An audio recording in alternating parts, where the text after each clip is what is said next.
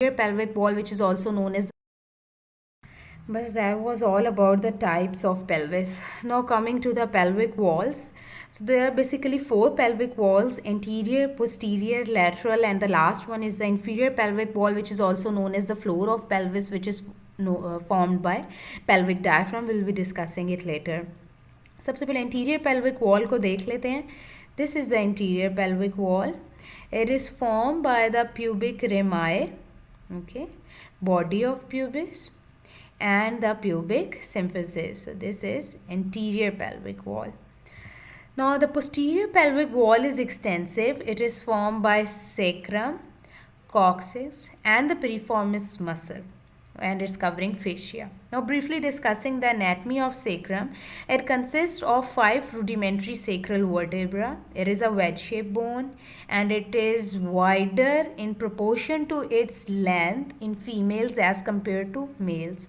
We had already discussed in the sex differences in pelvis के females के case में sacrum wider होती है, larger होती है, flatter होती है. Okay. Now we had already discussed sacral promontory, which is the upper anterior margin of the first sacral vertebra, which forms the posterior wall of the pelvic inlet or the pelvic brim. Okay ये जो sacral promontory है ना, ये बहुत important landmark है जब हम obs में साइज ऑफ पेल्विस मेजर कर रहे होते हैं. ठीक है.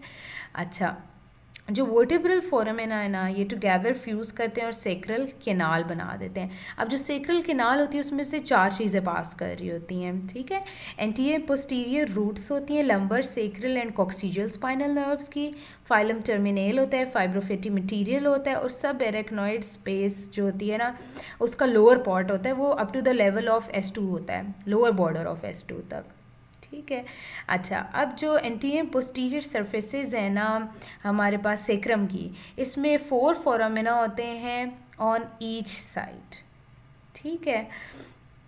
अच्छा, और जो हमारे पास अपर बॉर्डर होता है ना सेक्रम का, ये लंबर वर्टिब्रा के साथ जब फ्यूज़ हुआ होता है तो यहाँ पे लंबो सेक्रल एंगल बना होता है. ठीक है.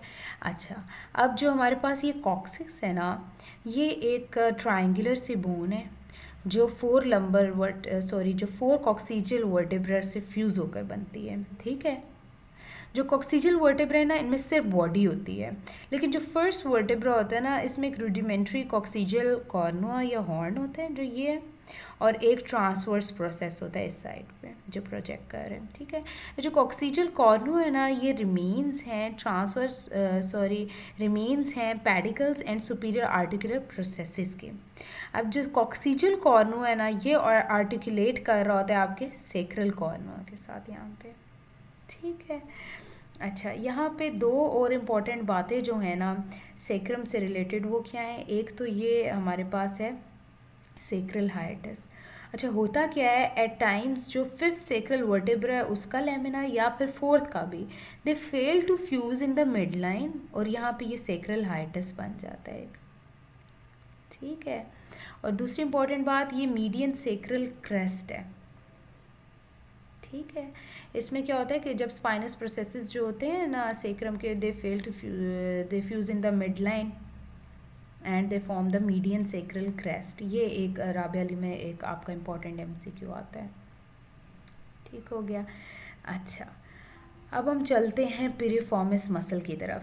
अच्छा, इससे रिलेटेड जो बस आपने याद रखनी है एक बात कि ये अराइज करता है from the front of the lateral message of sacrum. फिर ये ग्रेटर शियाटिक फोरामेन से ना पास करता हुआ पेल्विस से निकल जाता है और ग्लूटियल रीजन में एंटर हो जाता है और जाकर ना ये नीचे ग्रेटर ट्रोकेंटर ऑफ फीमर पे अटैच हो जाता है उसके अपर बॉर्डर पे. एक्शन होता क्या है इसका कि it is a lateral rotator of femur at the hip joint, और इसको सप्लाई कौन कर रहा होता है, सेक्रल प्लेक्सस कर रहा होता है. ठीक है. अच्छा, now coming to lateral pelvic wall.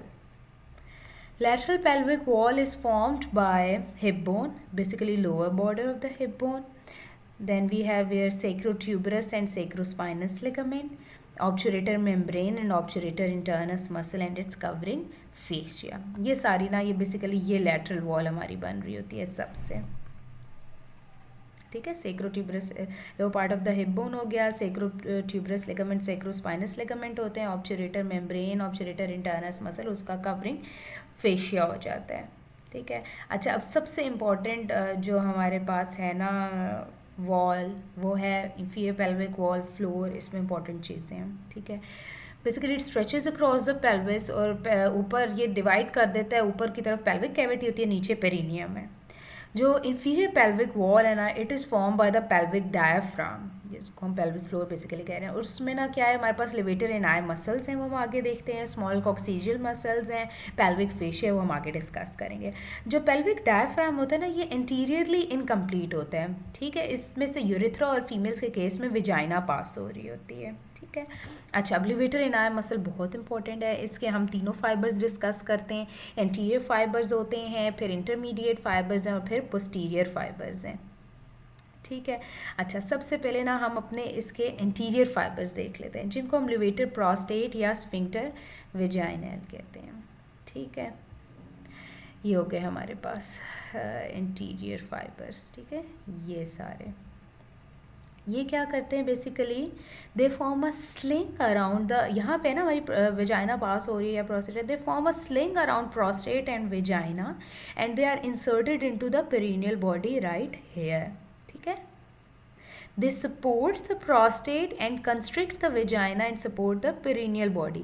Mails के केस में क्या करेगा, प्रोस्टेट को सपोर्ट दे देगा, फीमेल के केस में क्या करेगा, वेजाइना को कंस्ट्रिक्ट कर देगा, और पेरिनियल बॉडी को तो दोनों केसेस में ये सपोर्ट करेंगे, ठीक है। ये इंटीरियर फाइबर्स हैं, लिवेटर प्रोस्टेट या स्फिंक्टर वेजाइना, ठीक है। अच्छा, अब हम चलते हैं इसके ना इंटरमीडिएट फाइबर्स पे, यहाँ पे। अच्छा, ये है जी प्यूबो रेक्टैलिस हमारा, ठीक है। जो प्यूबो रेक्टैलिस है ना, it forms a sling around the junction of the rectum and the anal canal, here it is, ठीक है। ये इसके अराउंड स्लिंग बना देती है, ठीक है। और जो प्यूबो, इससे पीछे ना प्यूबो रेक्टैलिस से पीछे ही हमारे पास, ये भी इंटरमीडिएट फाइबर्स में ही आते हैं, प्यूबो कॉक्सीजियस ये होते हैं, ठीक है। ये क्या करते हैं जी, ये they pass posteriorly to be inserted into anococcygeal body, ये एरिया एनोकॉक्सीजियल बॉडी, ये कहाँ प्रेजेंट है, ये एनल कैनाल या जो रेक्टम और एनल का जो हमारा जंक्शन है ना वो, और टिप ऑफ कॉक्सिक्स जो है ना इसके बीच में प्रेजेंट होती है, ठीक है। ये पड़ी हुई ना एनोकॉक्सीजियल बॉडी, ये हो गई टिप ऑफ कॉक्सिक्स, ठीक हो गया। और ये हो गई हमारी एनल कैनाल, इन दोनों के बीच में एनोकॉक्सीजियल बॉडी होती है, जिस पे आके प्यूबोकॉक्सीजियस ये फाइबर सारे अटैच हो जाते हैं। तो हमारे इंटीरियर फाइबर्स में कौन से हो गए, लिवेटर प्रोस्टेट और स्फिंक्टर वेजाइन, ठीक है। इंटरमीडिएट फाइबर्स में कौन से हो गए, प्यूबो रेक्टैलिस एंड प्यूबोकॉक्सीजियस। अब हम चलते हैं अपने पोस्टीरियर फाइबर्स की तरफ, ठीक है। ये हमने पढ़ लिया प्यूबो रेक्टैलिस इंटरमीडिएट फाइबर्स में, और साथ पढ़ ली अपनी प्यूबोकॉक्सीजियस।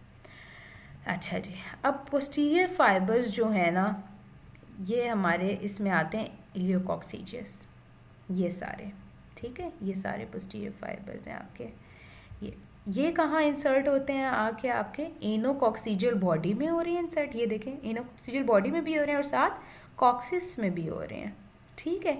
ये क्या करते हैं, ये पेल्विक विसरा को ना बेसिकली सपोर्ट और मेंटेन करते हैं। जब आपका इंट्रा पेल्विक प्रेशर राइज होता है ना, स्ट्रेनिंग की वजह से, सपोज कॉन्स्टिपेशन है, काफ़ी किसी भी वजह से इंट्रा पेल्विक प्रेशर राइज हो रहा है ना, तो ये रेजिस्ट करते हैं उसके राइज को, ठीक है।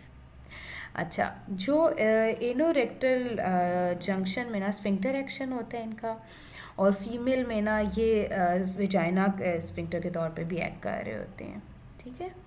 अच्छा, नर्व सप्लाई क्या है जी लिवेटर एंड आई मसल्स की, it is by the perineal branch of the fourth sacral nerve and the perineal branch of the pudendal nerve. This is a very important MCQ, ये आपको tips पे होना चाहिए, levator ani muscles की nerve supply क्या है, ठीक है। अच्छा, इसके ना इसका मोस्टली एक ऐसे करके एमसीक्यू आता है, काफ़ी बार रिपीट होता है कि which is true about, which is not true about levator and I muscle. तो उसमें इनके फाइबर्स के नाम दे देते हैं कि ये इसको सपोर्ट कर रहा होता है, ये इसको सपोर्ट कर रहा होता है, साथ नर्व सप्लाई दे देती हैं, और उसमें एक बार एक गलत ऑप्शन आता है, it is supplied by L1 and L2, ठीक है। तो आपको याद होना चाहिए कि it is supplied by the perineal branch of the fourth sacral nerve and the perineal branch of the pudendal nerve, ठीक हो गया। ये हमारी है हो गए levator ani muscles. So that's all.